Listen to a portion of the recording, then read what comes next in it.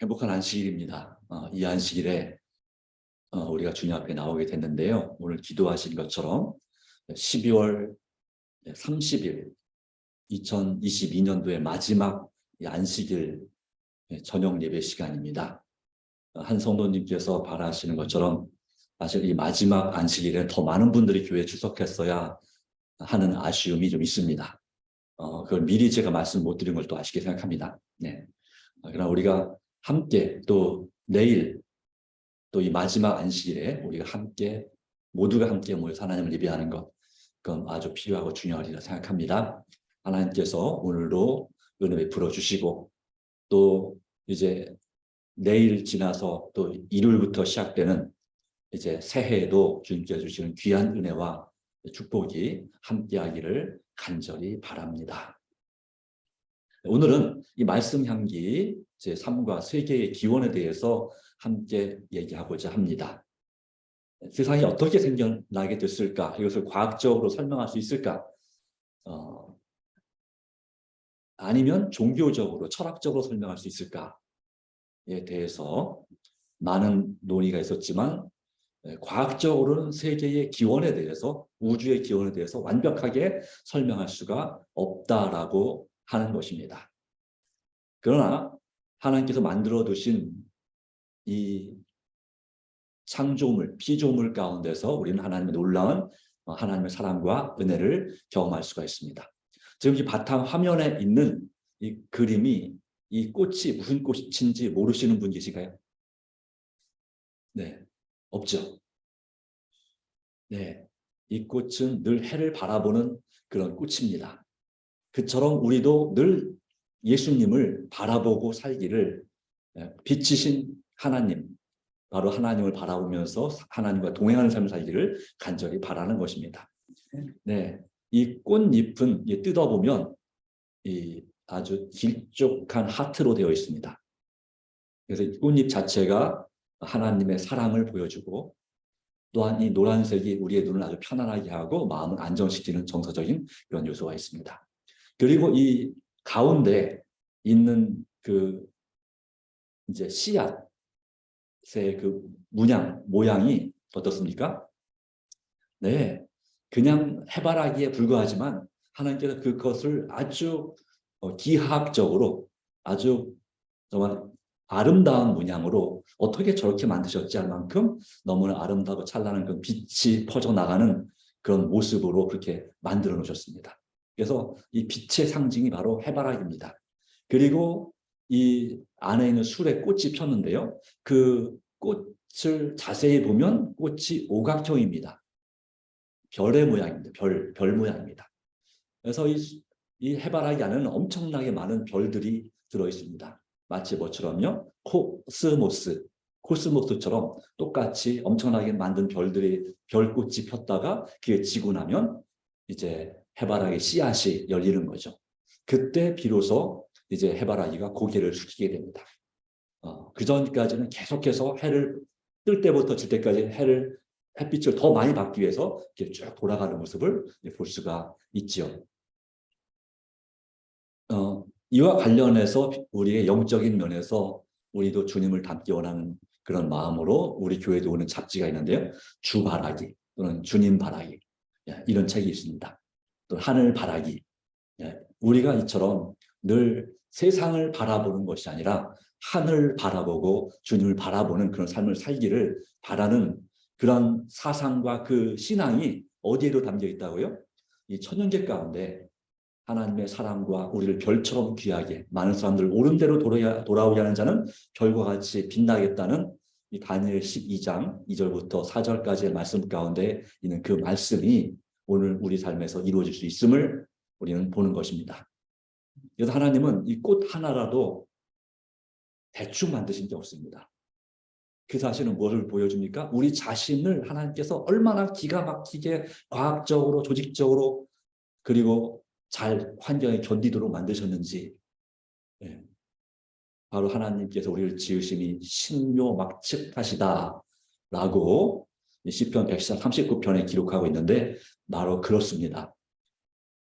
그런 의미에서 세계의 기원을 찾아보는 것은 우리의 존재감에 있어서 아주 무척 중요한 그러한 것이기도 합니다. 보도록 하겠습니다. 예레미야 10장 12절입니다. 같이 읽겠습니다. 여호와께서 그 권능으로 땅을 지으셨고 그 지혜로 세계를 세우셨고, 하나님께서 땅을 지으셨고 무엇으로요? 권능, 전능하신 하나님의 그 능력으로 창조하셨습니다. 무에서 유를 창조했습니까? 유에서 유를 창조했습니까? 그러니까 아무것도 없는 곳에서 있게 만드셨습니까? 네,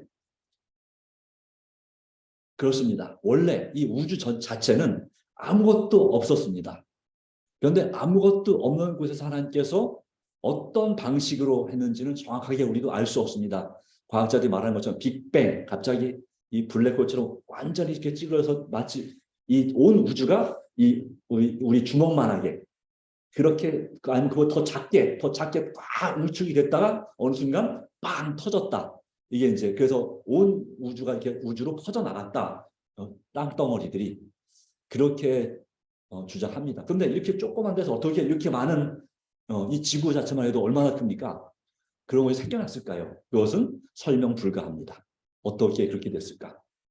그래서 아무리 블랙홀처럼 완전히 압착을 쫙 했다 하더라도 그것이 터져 나가도록 누가 했느냐? 저절로 됐느냐? 언제 됐느냐?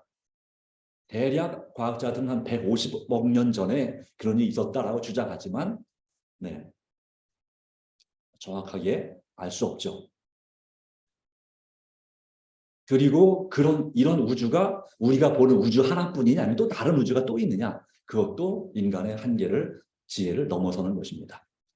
그래서 그렇게 어쨌든 이 전체적인 우주 배경을 그러니까 별들을 쭉 만들어 놓으신 다음에, 그 다음에 이제 이 세월이 흘러서 얼마가 흘렀는지 모르겠지만 이 지구를 하나님께서 이제 사람이 살 수 있는 곳으로 창조하셨습니다. 그때가 뭐 40억 년 전에, 50억 년 전에 이 지구 별이 완성된 다음에 다 식은 다음에, 그 다음에 하나님께서 창조를 시작한 것을 이 성경 역사는 6,000년 전으로 이렇게 보고 있습니다. 그러나 또 과학자들은 훨씬 더 오래 보죠. 뭐 10만 년 전, 아니면 이 세상에 이 생명체가 존재하는 것이 1억 5천만 년 전, 뭐 이런 식으로, 또 3억 년 전, 5억 년 전, 이런 식으로 이렇게 얘기를 합니다. 근데 그것이 확실한 근거가 있느냐? 예, 정답은 글쎄요입니다. 예. 그걸 어떻게 아느냐 이거죠. 예. 그래서 이 세계의 기원에 대해서 나온 학문 중에 첫 번째 하나가 뭐냐면, 세 가지로 볼 수 있는데, 첫 번째가 불가지론이에요. 불가지론. 뭡니까?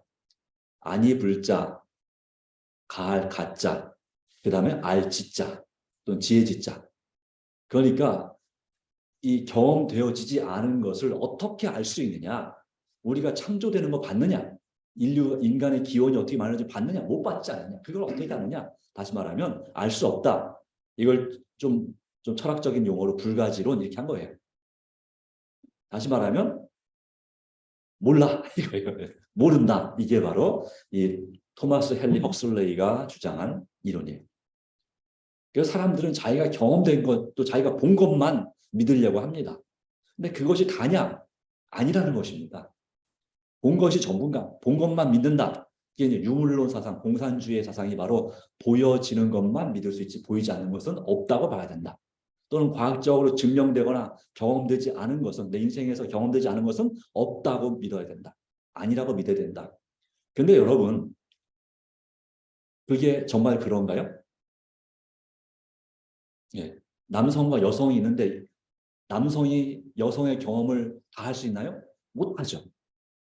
반대로 여성이 남성의 경험을 다 할 수 있나요? 못합니다. 그러면 그거는 없는 겁니까?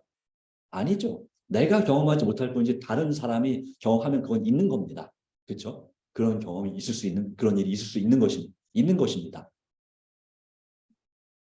또한 우리나라 사람들이 경험하지 못한다고 해서 이 세계 어딘가에 그런 다른 특별한 것이 없는가? 있습니다. 예를 들자면 이 추운 겨울에 지금 우리는 최저 기온이 영하 20도, 25도를 생각하고, 또 우리 김포 같은 경우는 한 영하 14도 정도가 제일 추웠던 때인데, 저 시베리아의 이르쿠츠크 공화국이라는 곳에 가면 아마 지금도 검색해보면 나올 거예요. 세계 날씨 해가지고 몇 도가 나오냐면 영하 40 몇 도가 나와요. 영하 40, 그것도 한낮에 영하 40 몇 도예요. 한밤중에는 몇 도일지 몰라. 영하 50도가 넘어가는 그런. 자, 그게 가능해요? 불가능해요? 있을 수 있어요? 불가능한 일이에요? 있을 수도 있는 일입니다. 그런데 우리는 경험해보지 못한 것이니까 불가능합니다. 믿을 수 없습니다. 영하 30도만 넘어가도 뜨거운 물을 퍼가지고 한 바가지 퍼가지고 밖에다가 휙 뿌리면 어떻게 된다고요? 그냥 눈이 돼버립니다. 네. 저기 소변을 보면 소변 모양을 이렇게 쫙 그대로 이렇게 온다고 얘기하죠. 그게 우스갯소리인가 아니면 진짜인가? 진짜입니다. 그런데 우리가 경험하지 않으면 그것을 인식할 수 없다. 네. 그래서 이 신앙도 마찬가지로 또 인생도 마찬가지로 믿음이 필요합니다. 보이지 않는 것을 볼 수 있는 믿음. 우리의 인생 가운데서도 도저히 이건 인간적으로 도저히 불가능한 일들을 누구는 하실 수 있다고요? 하나님은 하실 수 있다고 분명히 말씀하고 있습니다. 하나님은 다 하실 수 있느니라. 사람이 할 수 없는 것을 하나님은 하실 수 있느니라. 이 말씀을 우리는 믿어야 됩니다. 마가복음 9장이나 그 말씀 가운데 예수님께서 귀신 들린 그 소년을 고쳐준 다음에 제자들이 우리는 왜 못 고쳤습니까? 라고 말할 때 예수님께서 하신 말씀이죠.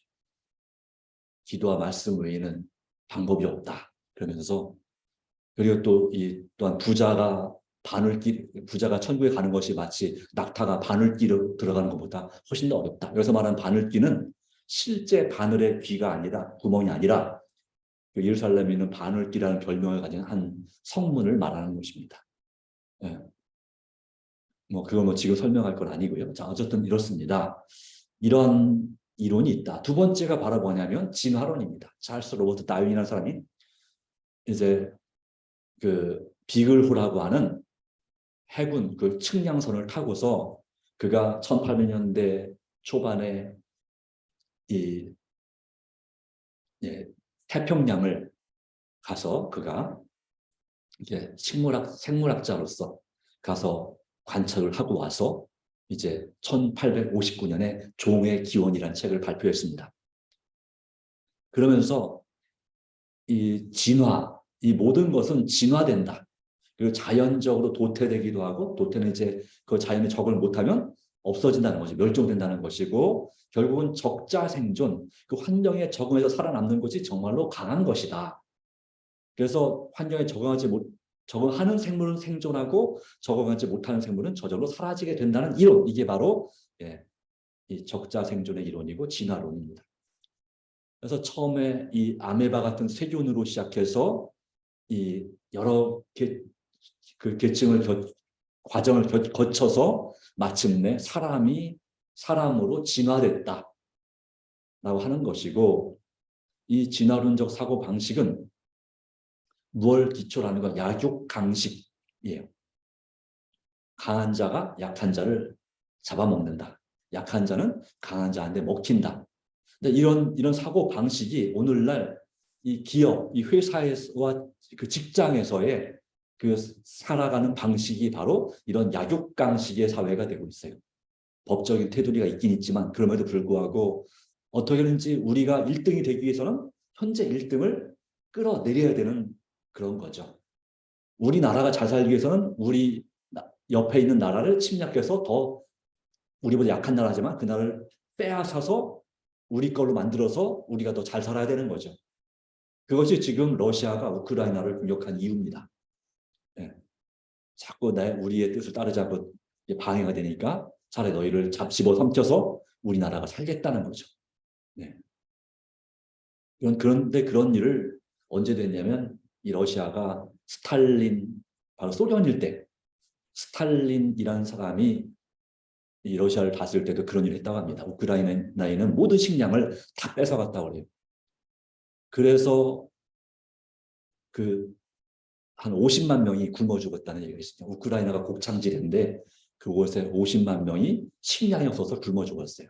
가물어서 기운 때문에 굶어 죽인 것이 아니고 그런 일이 있었는데 이번에 또 그런 짓을 하고 있다라고 이제 주장을 하고 있는 것이죠. 예, 어쨌든 이런 세상입니다. 그러다 보니까 이 진화론적인 사고 방식은 그것을 믿는 사람들에게 있어서 또 이 사회 이런 사회에 있어서는 이 사람의 가치가 예, 한없이 뛰어나든지 아니면 그 뛰어난 1%나 10%를 제외하고 나머지는 다 한없이 별 볼 일 없는 뭐 정말 말 그대로 짐승 같은 것과 다를 바 없는 그런 존재로 대접받는 세상입니다.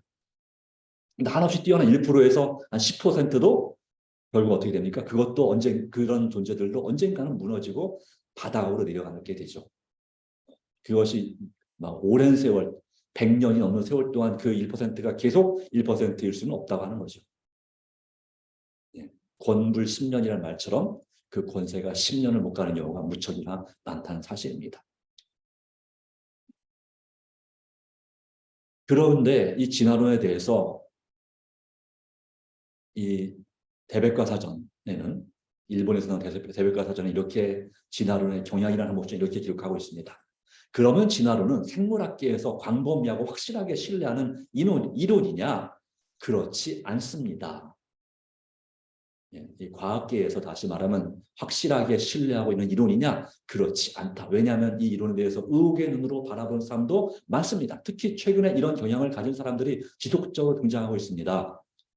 이런 사람들이 주장하는 핵심적인 요점은 오늘날의 진화론을 입증하기에는 그 자료나 결과가 매우 불충분하다고 하는 것입니다. 그럼에도 불구하고 학교에서 이 진화론을 가르치는 이유는 무엇일까요? 네, 그리고 학교에서 이 창조론을 더 선생님들이 믿고 가르칠까요? 아니면 진화론을 더 믿고 가르칠까요? 선생님들이.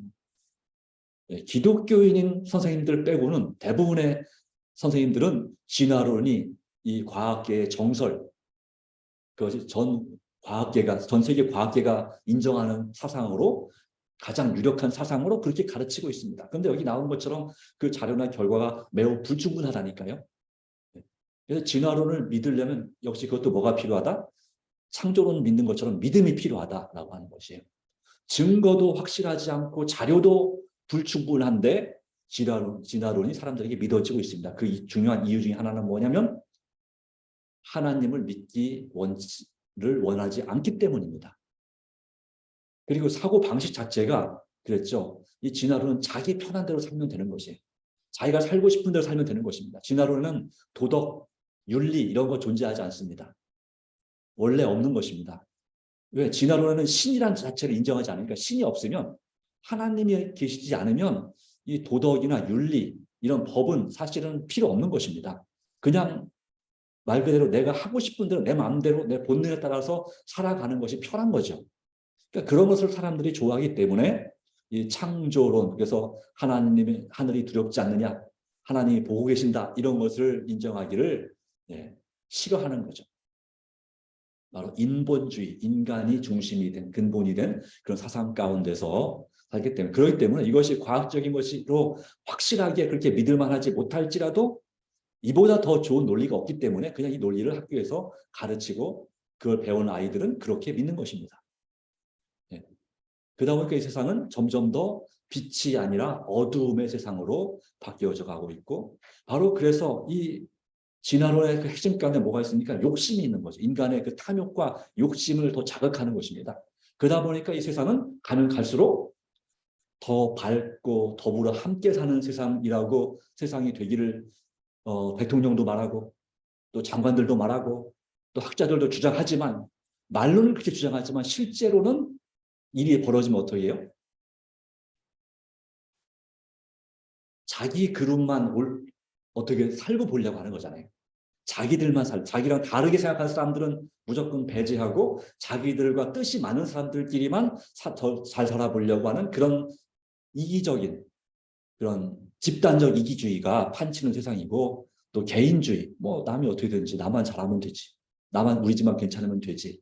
이런 세상이 되고 있어요. 물론 그 가운데서도 사회 어려운 사람들을 불쌍히 여기고 또 어려운 일을 갑자기 사고를 당할 때 그걸 적극적으로 돕는 그런 긍휼히 여기는 마음을 가진 사람들이 있으니까 그나마 세상이 이 정도지요. 그렇지 않으면 어떤 세상이에요? 말 그대로 소돔 고모라 같은 세상이 되는 거예요. 하나님께서 정말 빨리 유황불을 내려서 심판하지 않으면 안 될 만한 그런 세상이 되어가고 있는 것입니다. 사실은 지금 세상이 이 소돔 고모라 시대보다 더 못한 세상일 수 있어요. 근데 하나님이 좀 더 소돔 고모라보다는 더 오래 참고 계시는 거죠. 훨씬 더 오래 참고 계십니다. 왜냐하면 그 당시 사람들보다 지금 이 시대에 살고 있는 사람들의 깨달음이 너무 둔하기 때문에, 우리의 마음이 양심이 너무 무뎌져 있어서 하나님의 존재를 인식하지 못하기 때문에, 그 소돔 고모라 바로 아브라함 당시에는 대부분의 사람들이 하나님의 존재를 알았습니다. 하나님께서 그래서 하나님을 알기 때문에 그때 하나님 뜻이 바로 나타날 수가 있던 시대죠. 바로 심판할 수 있고 바로 회개할 수 있고 또 바로 구원하실 수 있고 바로 그런 시대입니다. 하나님께서 역사하시는 시대, 신정시대였습니다. 근데 지금은 신이 다스리는 시대가 아니라 인간이 다스리는 시대, 훨씬 더 머리가 둔해지고 어둠에 속한 시대가 되었습니다. 그러므로 하나님께서 더 오래 참고 기다리고 계시는 것입니다. 어떤 분들은 말합니다. 왜 이런 세상을 하나님께서 빨리 멸망시키지 않고 빨리 왜 재림하시지 않으시느냐. 예, 남의 얘기하면 그렇죠. 근데 여러분 자신을 생각해 보십시오. 여러분 자신에 대해서 남들 취급하듯이 하나님께서 여러분 자신을 그렇게 대우하시면 내가 얼만큼 빨리 죽었겠어요? 내가 얼마나 빨리 멸망당했겠습니까? 이 땅에서 죽었겠습니까? 내 자신을 돌아볼 때 하나님께서 오래 참지 않으면 어쩌면 우리가 이 초등학교도 졸업하기 전에 다 죽었을지 몰라요. 못된 짓을 많이 해갖고.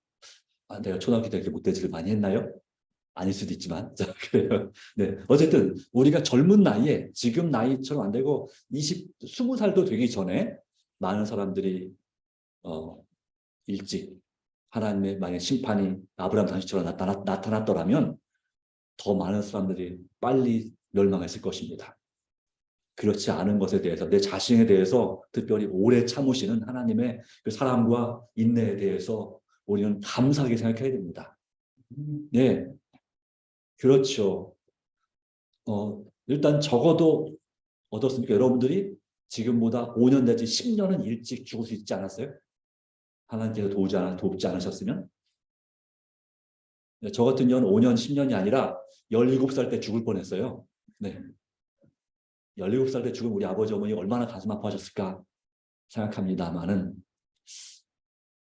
하여튼 그렇습니다. 예. 그 20살 남짓한 나이에 이태원에서 죽은 그런 젊은 친구들 보면 그 부모님들의 마음이 어떠할까요? 얼마나 가슴이 아플까요? 네. 하나님의 오래 참으심과 인도하심과 보살펴 주심이 지금까지 우리가 살가 있는 비결입니다. 물론 어떤 경우는 너무 많이 아파서 몸이 또 너무 많이 불편하고 힘든 장애가 있어서 하나님께서 차라리 빨리 생명을 걷어 가시는 것이 더 좋지 않을까 하는 사람도 이 세상에 살고 있습니다. 우리가 조금만 주변을 돌아보면 그런 사람들이 있어요. 저런 사람들 돌보는 부모도 마찬가지고 또 그 자신도 마찬가지고 얼마나 힘들고 어려울까 하는 것입니다. 제가 어제 이 발 마사지 공사를 갔었는데 마성의 더블 요양원에 갔는데 한 달 전에 갔을 때는 그래도 건강이 괜찮아 보이시는 분이 어제 가서 발 마사지 하면서 보니까 이분이 이번 겨울을 넘기시기 어렵겠구나 하는 상태가 돼 있으시더라고요. 네. 그러면 한 달 전에 갔을 때는 아이고 수고 많소 하면서 이렇게 인사도 하고 하시던 분이 또 발 마사지 줬다고 고맙다고 하시던 그 어머니가 바로 이제는 쳐다도 못 보고 그냥 뭐 해주나 보다 발 마사지 하나 보다 하고 그냥 숨만 갔다 하고 쉬고 있는 모습을 보니까 야, 참 그래요. 예, 여러 가지 생각을 많이 하게 합니다. 예, 하여튼 그런 세상에 살고 있습니다. 이런 세상에서 우리는 하나님을 바라봐야 됩니다. 이 모든 문제를 해결하실 수 있는 하나님을 바라보고 의지해야만이 우리에게 살 길이 있는 것입니다. 바로 그들에게 정말로 하나님을 알게 하고 믿게 하는 그런 삶이 참으로 중요합니다. 창조론, 그래서 이 과학적으로 이 세상의 기원에 대해서 설명이 안 되기 때문에 우리는 종교적인 차원에서 이제 이 세상의 기원에 대해서 살펴보고자 하는 것입니다. 성경은 이것을 굳이 설명하려고 하지 않습니다. 그냥 하나님께서 하늘과 땅을 창조하셨다라고 창세기 1장 1절에 딱 말씀하고 있어요. 당연한 것입니다. 욥기 38장 4절에도 내가 땅의 기초를 놓을 때 내가 어디 있었느냐. 예. 이 세상의 창조는 과학자가 실험실 안에서 시험을 가지고 실험함으로써 증명할 수 있는 문제가 아니다. 그 범위를 초월하는 것이 바로 뭡니까? 창조에 관한 이야기입니다. 창조. 아무것도 없는 곳에서 있는 것을 만드는 것입니다. 과학은요, 과학 실험은 있는 것에서 있는 것을 실험하고 있는 새로운 것을 만들어내는 것입니다.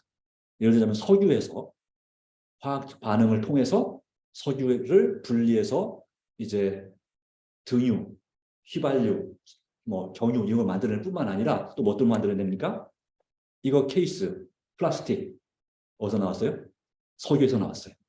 이 여러분이 입고 있는 옷들 많은 부분 어디서 나왔어요? 폴리에스테르 이러면 합성이 이게 그러니까 면하고 폴리에스테르는 합성이잖아요.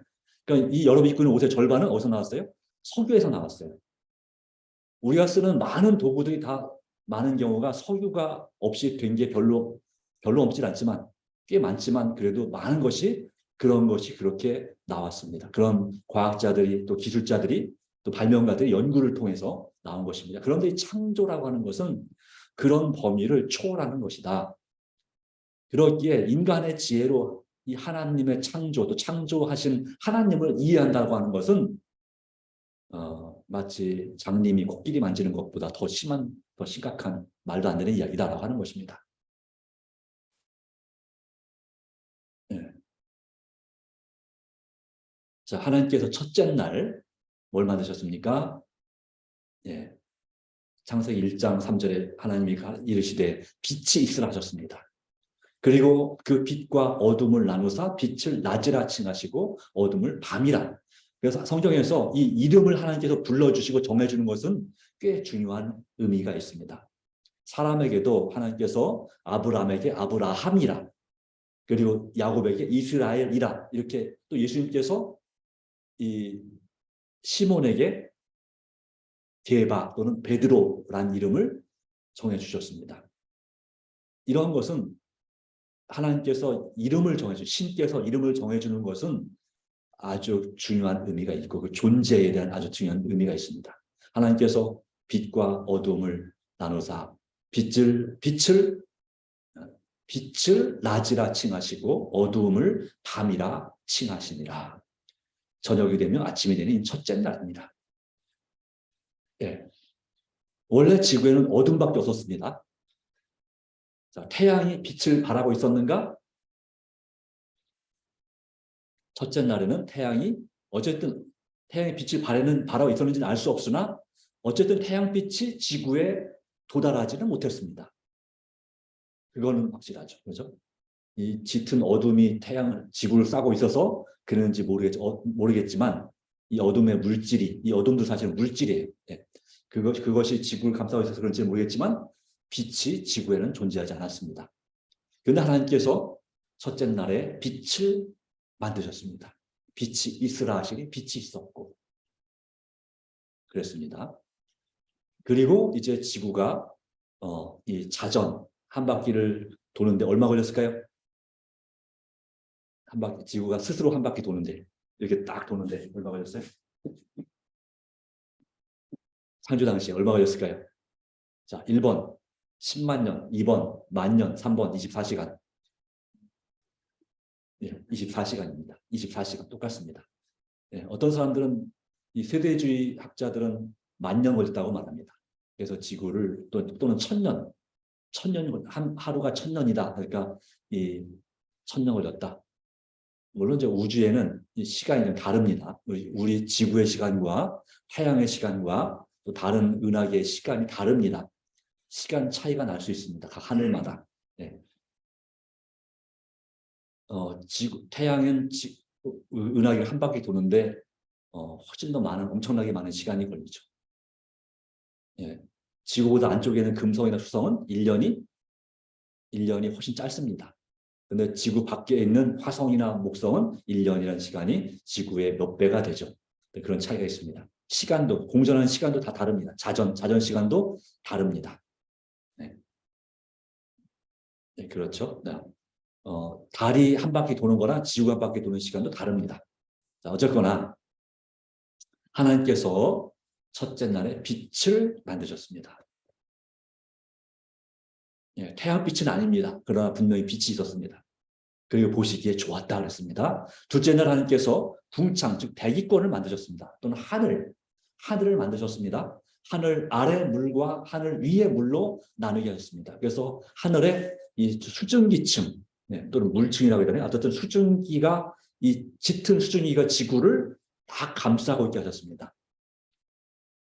네. 수증기가 가득하면 아마 안개처럼 보였을지도 모르겠죠. 짙은 이 수증기가 이 지구를 감싸고 있었습니다.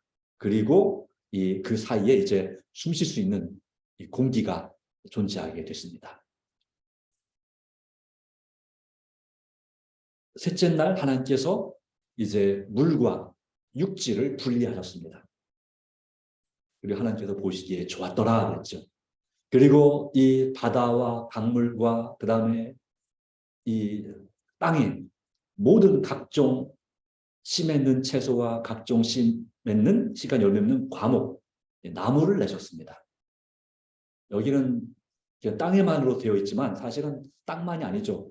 이 물속에도 수많은 해초류들을 하나님께서 이때 같이 만드셨습니다. 무슨 의미가 있을까요? 예, 좀 이따 보도록 하겠습니다. 그리고 넷째 날에 하나님께서 이 광명, 바로 이 하늘의 궁창에서 땅에 빛이라 하셨습니다. 그래서 큰 광명과 작은 광명을 만드셨는데 그것이 바로 뭐냐면 해와 달입니다. 그렇죠? 그래서 첫째 날에 빛이 있었고 빛과 어둠을 나누셔서 낮과 밤이 첫째 날부터 존재했습니다. 지구가 이렇게 자전하면서. 그런데 이제 넷째 날에 그 첫째 날의 빛을 대신할 이 광명, 태양과 달이 이제 빛나게 하신 것이죠.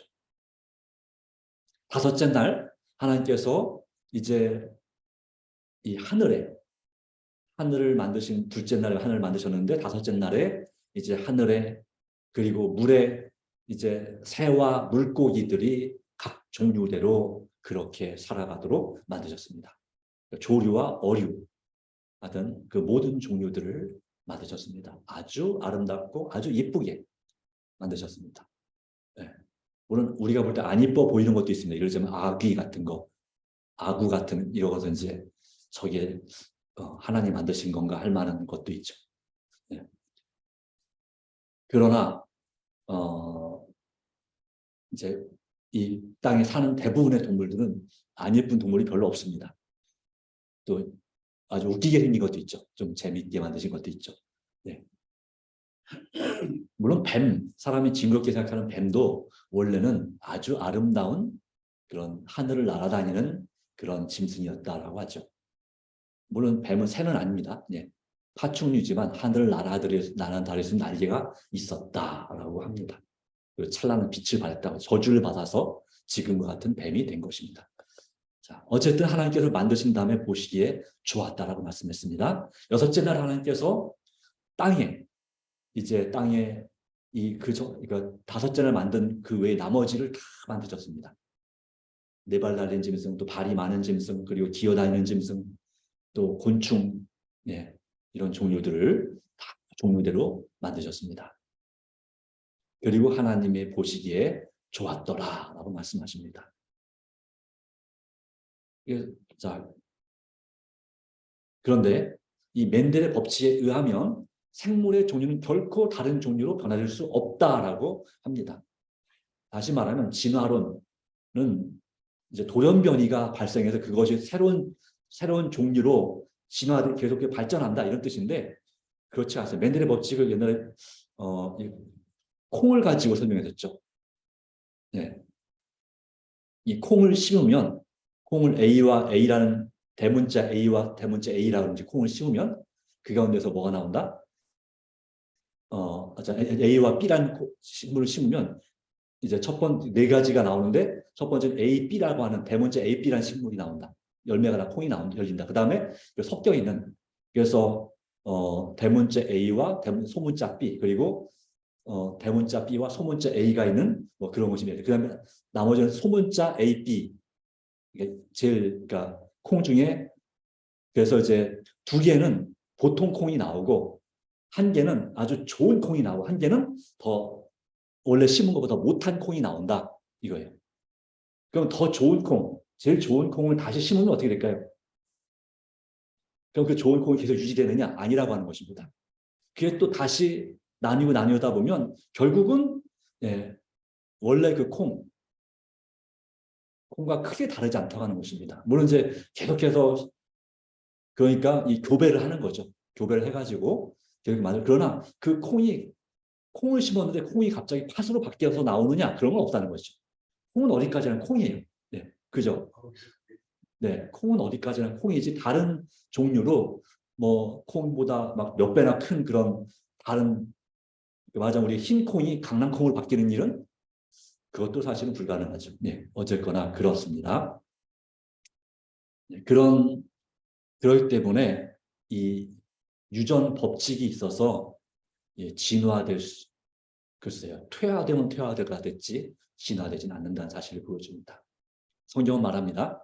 하나님이 자기 형상 곧 하나님의 형상대로 사람을 창조하시되 남자와 여자를 만들고 여기서 이 형상 그리고 또 앞에 우리 형상을 따라 우리 모양대로 사람을 만들고 그랬어요. 이, 이 형상은 첼렘이라고 해서 이 겉모습을 가리킵니다. 형상, 겉모습을 가리킵니다. 외적인 모습. 모양은 데레보라고 해서 이것이 이제 뭘 가리키냐면 이 겉모습뿐만 아니라 내적인 모습, 즉 성품, 품성적인 모습까지를 같이 말하는 것입니다. 그러게 우리는 하나님께서 이 모든 걸 다 만들어 두신 다음에 이제 사람을 만드시는데 하나님의 겉모습뿐만 아니라 하나님의 속 모습까지도 품성까지 닮은 그런 존재로서 만드셨다.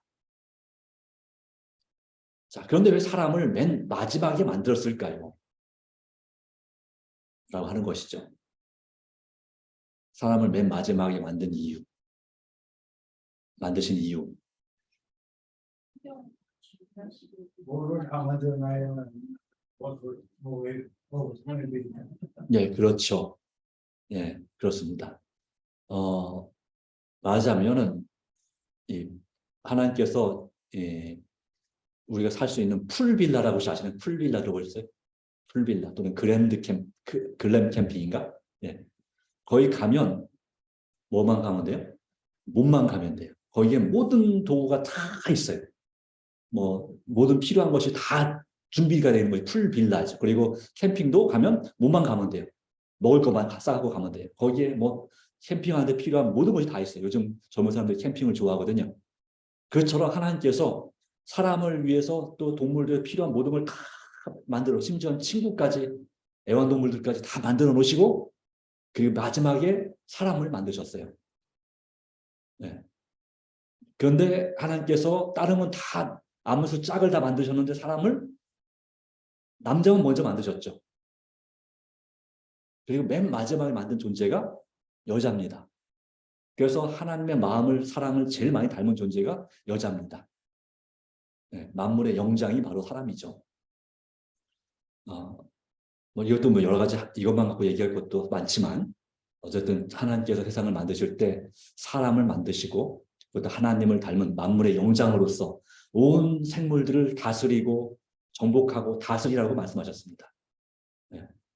그러나 이 다스린다고 하는 것은 그냥 이 진화론적인 사고방식으로 내가 마음대로 파괴하고 내가 마음대로 막 죽이고 뭐 살리고 이렇게 하는 뜻이 아니고 섬기고 돌보라는 얘기죠.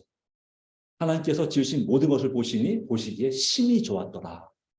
원래 이 세상에는 어떠한 죄악, 어떠한 또 가시나 또 질병도 존재하지 않도록 완벽하게, 완전하게 만드셨습니다. 그렇죠? 그리고 하나님께서 공간을 먼저 창조하시고 공간 속에 이제 공간을 채우셨습니다. 첫째, 둘째, 셋째 날 공간을 만드시고 그다음에 넷째, 다섯째, 여섯째 날 공간을 채우셨습니다. 그리고 마지막으로 하나님께서 뭘 만드셨습니까? 안식일을 제정하셨습니다. 창조의 기념일로서. 그 사람들이 만약 안식일을 기억하여 거룩히 지켰다면 진화론 같은 사고방식들이 그런 논리들이 생겨날 수 없었다. 인간이 타락하거나 심하게 부패할 수 없었다라고 말합니다. 자, 하나님의 존재에 대해서 우리는 무엇이 증거하냐? 우리의 양심이 증거합니다. 양심적으로 잘못하면 우리 마음속에 불편함이 있죠. 왜 그렇습니까? 우리 마음 자체에 도덕이라고 하는 것이 있는 것입니다. 윤리, 선과 악이 무엇인지를 아는 것입니다. 그 선과 악이 무엇인지를 알게 하시는 존재가 하나님이시죠. 양심이 증거. 그리고 또한 우리가 만물을 봄으로 천연계를 볼 때에 거기에 하나님의 아까 말씀드린 이 해바라기처럼 하나님의 사랑과 그 섭리가 아주 풍성하게 나타나 있어서 우리가 핑계할 수가 없습니다. 모든 것을 주관하시는 하나님께서 그것을 입히시고 돌보시는 하나님께서 하물며 너희일까 보냐 믿음이 적은 자들아라고 마태복음 6장에 말씀하셨죠. 네. 자, 로버트 잉거솔은 불가지론자, 무신론자였습니다. 그가 헨리 와드라고 하는 당시에 아주 유명한 목사님 댁을 방문했습니다. 아주 멋진 지구본이 있었어요. 그래서 얘기했습니다. 아, 목사님, 이거 참 환상적입니다. 이거 누가 만든 겁니까? 그랬더니 이 목사님이 뭐라고 했어요? 만들기 누가 만들어요? 저절로 그렇게 된 거지. 네, 그랬더니 이 잉거솔이 뭐라고 했을까요? 그게 말이 되는 소리이신가요? 그랬더니 목사님이 뭐라고 했을까요? 아, 당신이 그렇게 말하고 다니잖아요. 이 지구가 저절로 됐다고 말하잖아요. 당신 논리로 대답한 거예요. 네, 그래요. 이렇게 정교하고 이쁜 지구본도 누군가가 이렇게 만들고 그려 넣고 하는 것입니다. 정말 감탄할 만한 그런 작품들 그냥 되는 거 아니죠. 하물며 이와 같은 이 해바라기 하나라 이런 이 정말 아름답고 놀라운 천연계가 어떻게 저절로 될 수 있냐 이거죠. 저절로 생겨날 수 있냐 이거죠. 네. 우리 자신이 하나님의 존재를 증명하고 있습니다. 맞지는 말씀. 네. 이사야 40장 26절. 너희는 눈을 높이 들어 누가 이 모든 것을 창조하였나 보라. 주께서는 수요대로 만상을 이끌어내시고 각각 그 이름을 부르시나니 그 권세가 크고 그의 능력이 강하므로 하나도 빠짐이 없느니라. 여러분, 우리는 나무 이름 몇 개나 아시나요? 꽃 이름 몇 개나 아시나요? 이 원예 전문가가 아니면 우리는 일반적으로 여러분 50개 이상 얘기할 수 있나요? 꽃 이름? 나무 이름. 예. 예. 자, 우리는 그런 것에 대한 이름을 우리 관심 있는 거 아니면 10개, 20개, 30개는 모르겠지만 50개 이상 또 100개 이상 이야기하기가 참 어렵습니다. 과일 종류 얘기해봐라. 그건 100개 얘기할 수 있지 몰라요. 50개, 과일 종류 50개 말할 수 있을까요? 그건 가능해요. 왜? 우리가 관심이 있고 좋아하는 거니까. 그러나 관심 없는 것은 뭐 그것까지 굳이 알아야 되나요? 이런 수준이죠. 근데 하나님은 하나님께 만드신 모든 것에 대해서 다 관심이 있어서 각각 뭐라고요? 그 이름을 부르시나니 라고 말씀합니다. 하나님 그런 것까지도 이름 불러주셔야 돼요? 이름 불러주십니다. 그 얘기는 무엇입니까? 만물의 영장인 저 여러분에 대해서 하나님께서 우리 이름을 불러주신다고 하는 것입니다. 우리 이름을 부른다는 얘기는 무슨 뜻입니까? 아, 이놈의 자식 얼마나 잘하나 보자. 이런 뜻일까요? 학교에서 마치 선생님이 추석 부르듯이 아무얘 또 빠졌구만. 이렇게 또 지각하는구만. 이렇게 하는 그런 식일까요?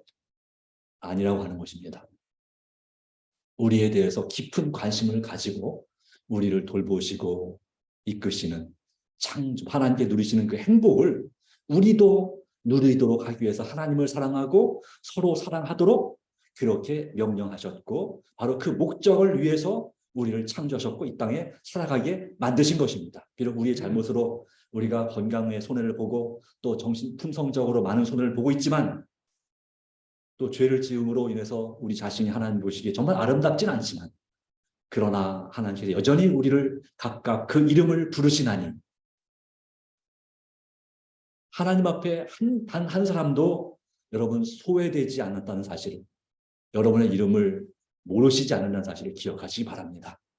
물론 이제 재림하실 때 우리가 하나님 뜻대로 살아가지 않을 때는 구원 명단에 혹시 없으면 안 되겠죠. 혹시 없으면 빠지면 안 되겠죠. 네, 그때는 모른다고 하시면 안 되겠죠.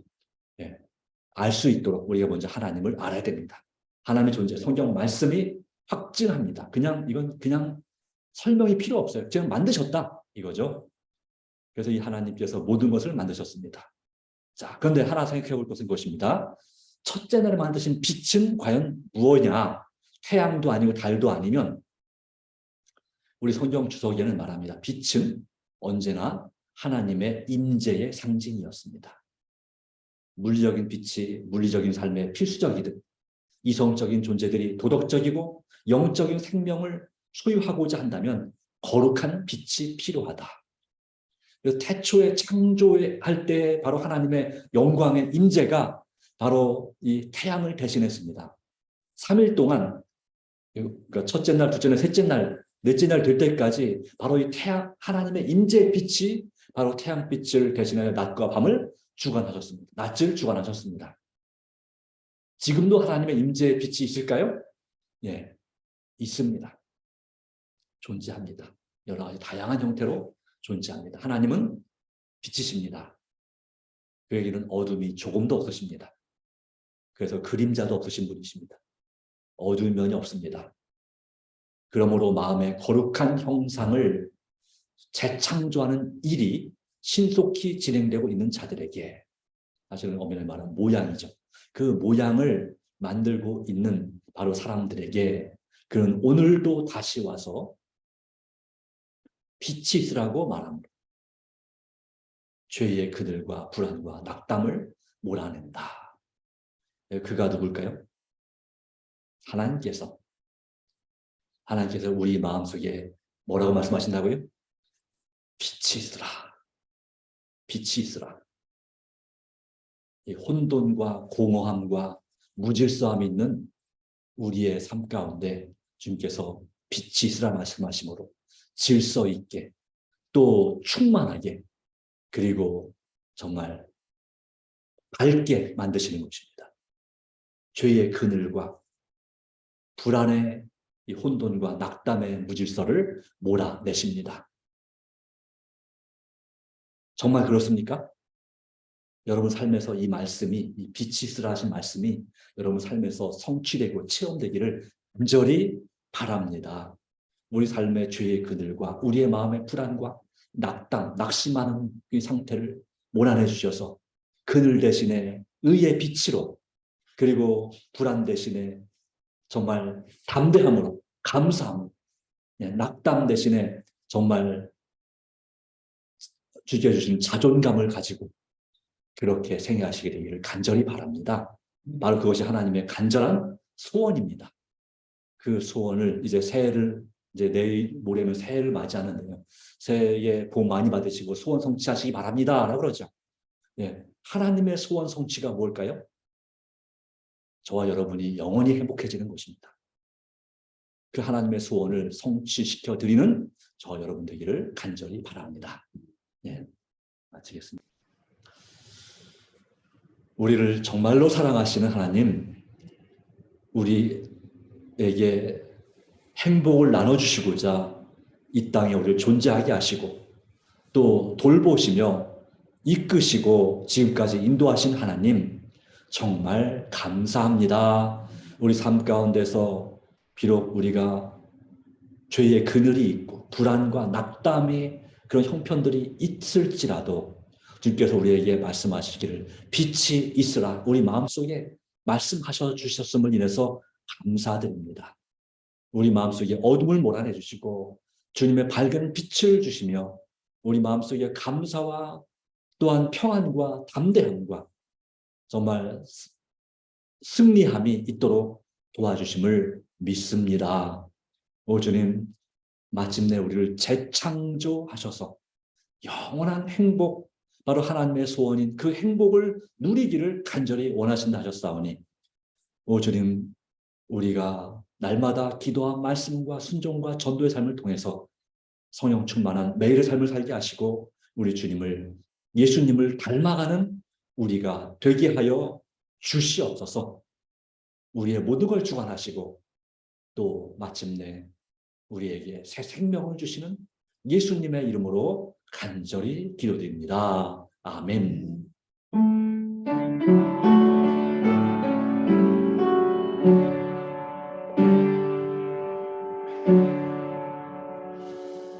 네, 감사합니다. 하나님의 은혜가 여러분 모두에게 함께 바랍니다. 내일 뵙겠습니다.